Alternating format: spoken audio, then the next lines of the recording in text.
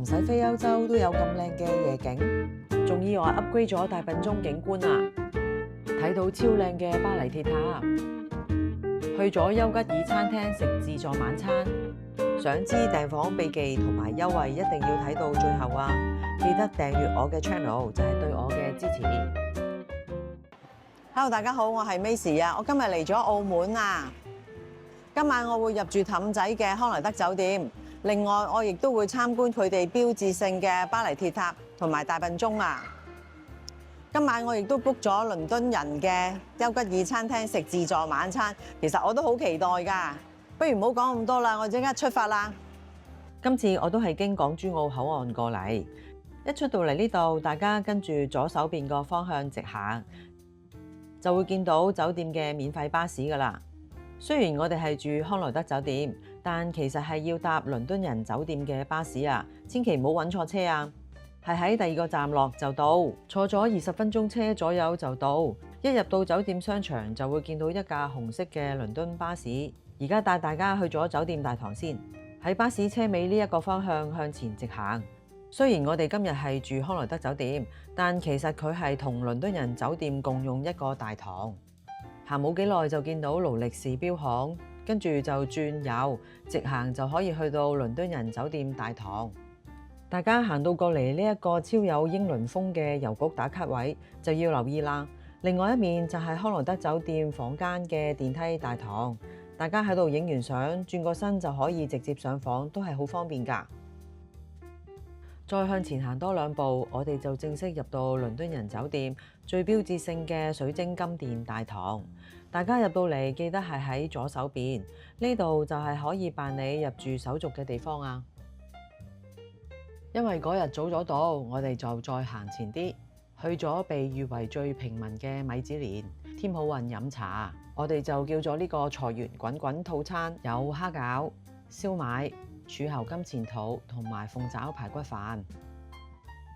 先試下呢度嘅蝦餃，屬於正常嘅發揮，皮唔會太厚嘅。至於燒賣入邊嘅蝦肉就真係幾爽啦，食得出佢嘅材料好新鮮，都真係幾好食啊！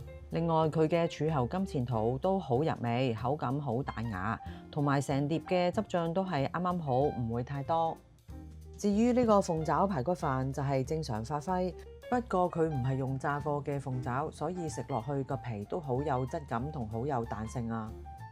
如果你哋嚟到澳門倫敦人，想揾一餐比較平民嘅米芝蓮試下，我覺得呢度嘅添好運嘆下茶食下點心都係一個唔錯嘅選擇。我今次叫呢個套餐總共食4款點心，係港幣198蚊。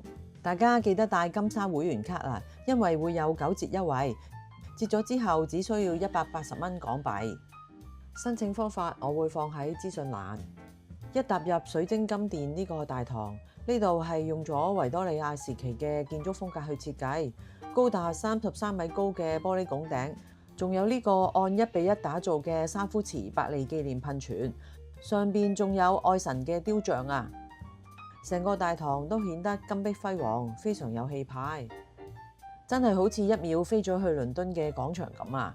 做完 check in 手續，事不宜遲，而家即刻帶大家上去做房間開箱。話說 check in 發生咗一個小驚喜啊！陣間再話俾大家知。上到嚟房間樓層，就感覺到頂級5星酒店嗰種高雅同埋安靜。走廊鋪咗好厚實嘅地氈，周圍嘅設計低調得嚟，又好有奢華感覺，好舒服。我哋今晚係住12樓1214號房。一推開門，呢一間房真係好大，好有深度，成間房有成560尺咁大。即刻同大家睇下出邊嘅景觀。大家睇下，原來住康萊德酒店係可以咁近距離睇到大笨鐘嘅景觀㗎。呢個驚喜真係超正。除咗大笨鐘之外，望向下邊仲可以見到康萊德嘅露天泳池，有成5-6個池嘅範圍咁大，呢度望落去都好 chill，好有度假嘅感覺啊！睇完咁靚嘅景觀，我哋翻嚟房間呢一邊，有一張超特大嘅雙人床，有2種唔同軟硬度嘅枕頭，不過都係屬於比較軟熟嗰種啊。而且大床上面仲擺咗2隻超精緻嘅 Conroy Bear 熊仔嘅禮物。呢個係康萊德酒店嘅經典傳統啊！大家住完係可以直接帶佢返屋企收藏，真係好貼心啊！床頭兩邊都有好精緻嘅復古燈飾，而大家最關心嘅充電位就喺呢個鐘嘅後面，有唔同嘅充電插座，同埋有2個 USB 嘅插頭位，瞓喺度打機充電都好方便。床尾設有電視，係可以收睇香港嘅電視。翻過嚟窗呢一邊，亦都有一套書台椅，亦都方便我哋辦公啊。另外呢一邊就係一整套好大嘅梳化，夜晚買啲宵夜翻嚟食，一路睇電視一路食嘢都真係超爽啊！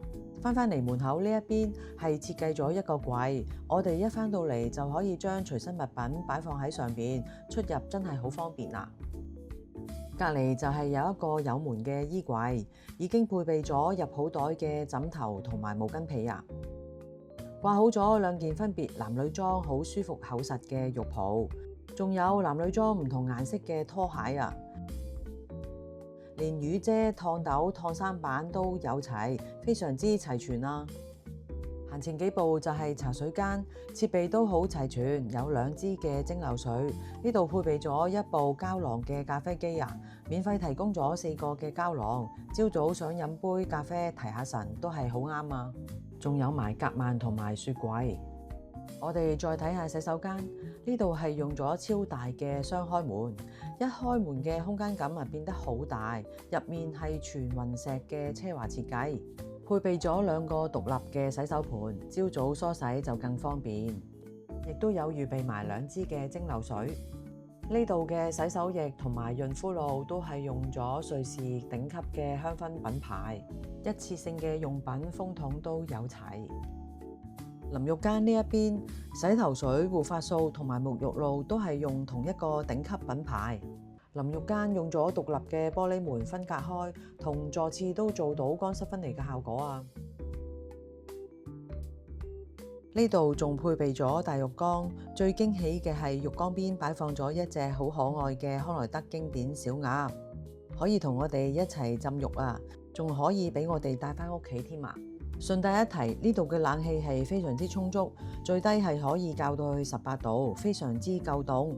總括嚟講，間房係夠大，設備夠齊，我就住得好舒服啦。我今次係喺 Trip.com 預訂呢一間巴黎鐵塔景觀豪華大床房。我訂嘅時候平日係1242蚊，房價都會按季節而浮動。大家係咪覺得好奇怪？點解呢個係大笨鐘嘅景觀？秘訣就係喺網上預訂嘅時候，喺備註欄度寫想安排更佳景觀。去到 check in 嘅時候，職員真係超好人啊！直接幫我免費升級咗嚟呢一度啊！雖然呢個係視乎當日房間嘅安排，冇保證一定可以㗎，但寫咗多個機會啊嘛！大家下次網上訂房嘅時候，記住要試下呢一個方法啦。另外，大笨鐘每逢踏12，鐘面都會變出唔同嘅動畫，大家都可以留意下。4樓呢一度就係泳池同埋健身室啦。由於想尊重其他客人嘅私隱，今次我就唔會入內拍攝。呢度嘅健身中心入面係非常之大，設備係超級專業。記得帶齊運動衫同埋泳衣過嚟親身體驗下。而家即刻帶大家去巴黎人花園一個超靚嘅打卡位。呢度係免費開放嘅，一入到嚟就毫無遮擋咁睇到成座嘅巴黎鐵塔啊！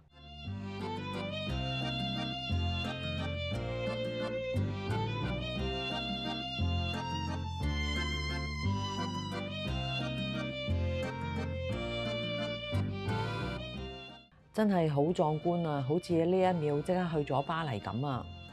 如果大家都想過嚟打卡，記得揾倫敦人名匯嘅大堂，佢側邊嘅玻璃門行出嚟就係巴黎人花園㗎喇。影完鐵塔，過返嚟水晶金殿大堂。今晚帶大家嚟全酒店最火紅嘅丘吉爾餐廳食自助晚餐。呢度用咗維多利亞宮廷嘅設計，好有英國皇室嘅風格。呢度嘅環境真係好靚，而且呢度自助晚餐用餐嘅時間好長，係由6點食到10點半㗎，好啱同朋友慢慢喺度傾偈食嘢啊！好快就入到嚟餐廳坐低咗啦，我哋即刻出去睇下有啲咩食咯。嚟到凍海鮮區，呢度有紅蟹腳、扇貝、蝦、青口同埋海螺啊，我就覺得整體一般般啦。呢幾款凍海鮮，我只係覺得蟹腳同青口比較合格。大家可以留肚食刺身啊，因為今晚真正嘅重頭戲就係呢度日式嘅刺身區域。有幾款嘅刺身，有三文魚、北海道帶子、油甘魚同埋希靈魚啊。旁邊仲有壽司同埋好精緻嘅日式冷盤。呢度嘅刺身真係非常之新鮮，色澤好靚，食落去好鮮甜。尤其是係呢一個北海道帶子，一咬落去係超級鮮甜，肉質係好厚，簡直係我嘅至愛啊！呢度有多款唔同嘅高級芝士，同埋平時大家最中意食嘅 Parma ham 同埋凍肉。再行過啲就係沙律冷盤區，有幾款好精緻嘅西式沙律同埋中式冷盤，俾我哋可以開下胃啊！食完冷盤，我哋就過到嚟熱食區。呢度嘅香煎鵝肝多士一咬落去入口即溶，充滿油脂香，煎得啱啱好，配埋脆口多士真係好好食啊！大家中意食鵝肝嘅朋友記得食多幾件啊！呢度仲有一個好特別嘅服務，係不時會有職員將佢哋啱啱燒好嘅熱辣辣嘅牛柳、羊架同埋雞翼親自攞過嚟我哋台面，即刻俾我哋。呢件牛柳嘅色澤係好粉嫩，一咬落去係真係超級多汁啊，好有牛肉味，軟腍腍，完全唔硬，真係好好食啊！塊羊架係一樣咁高質啊，外面燒到好香脆，肉質都好細嫩，而且完全冇羊騷味。呢度仲有大家中意食嘅片皮鴨，同埋西式腸仔同埋扒類。印度菜就梗係唔少得啦。另外仲有多款嘅唔同國家嘅菜式，用料同埋味道都唔錯。又有兩款唔同嘅湯，特別係呢一個椰子南瓜蟹肉湯，口感超順滑，好甜好 creamy， 大家一定要試下。而主食方面，呢度有現場即煮嘅長通粉同埋意粉。另外亦都有湯麵部分，最驚喜嘅係居然佢提供埋牛燒排同埋雲吞添啊！食完鹹食，即刻嚟到甜品部分，雪糕都係職員推部雪糕車過嚟親自匹俾我哋食，好有儀式感啊！另外仲有一個小驚喜啊！職員會化身魔術師，為我哋表演一個小魔術。跟住我哋睇返甜品部分。呢度嘅款式真係非常之多，而且好精緻。呢度嘅甜品係正常嘅甜度，甜而不膩，水準非常之好啊！大家都可以襯返杯咖啡同埋熱茶一齊食，咁就啱啱好啦。飲品方面選擇都好多，有特飲、多款嘅咖啡、英式紅茶、花茶同埋中國茶都有啊！總括嚟講，呢一餐自助餐嘅食物質素，以至到甜品同埋服務都係有5星級嘅水準，仲可以由6點食到10點半，4個半鐘嘅進餐時間。不過如果本身係鍾意食凍海鮮嘅，都要自己考慮一下啦。我喺 Klook 訂嘅時候係532蚊一位，不過我發現咗 Trip.com 做緊暑期優惠，係466蚊一位啊，做到8月31號。提提大家必須要1日前向餐廳訂位啊，確定訂位成功再網上買呢個餐券。詳情連結會喺資訊欄。食飽飽之後，即刻帶大家去睇下巴黎鐵塔嘅夜景。我哋都可以先經過呢個巴黎人嘅大堂。呢一個圓拱頂嘅大堂都係另外一個好靚嘅打卡位啊！跟住我哋會去到商場呢一個手信店，上邊就係巴黎鐵塔嘅觀景台。7樓觀景台係免費入場，如果大家想上到塔頂係可以另外購票啊！一出到嚟觀景台，夜晚着晒燈嘅巴黎鐵塔真係好靚，好浪漫。而且呢度欄杆仲設計到俾情侶鎖上心形愛情鎖㗎，好似將巴黎嗰條心鎖橋搬咗過嚟咁啊！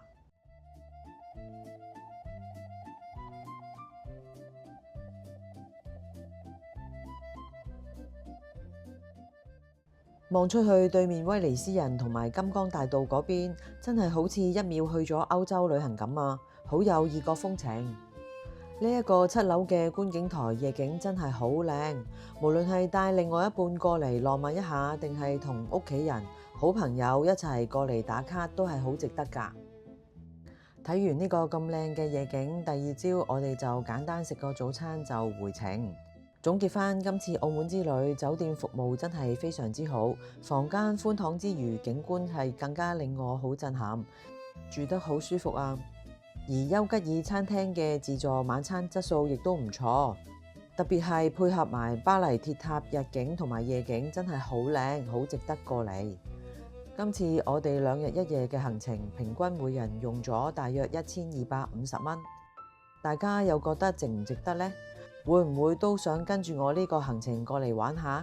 記得留言話俾我知啊！我哋下次再見，拜拜。如果大家鍾意我嘅影片，記得俾個 like 同埋訂閱我嘅 channel，仲要分享埋俾朋友啊！多謝你哋嘅收睇。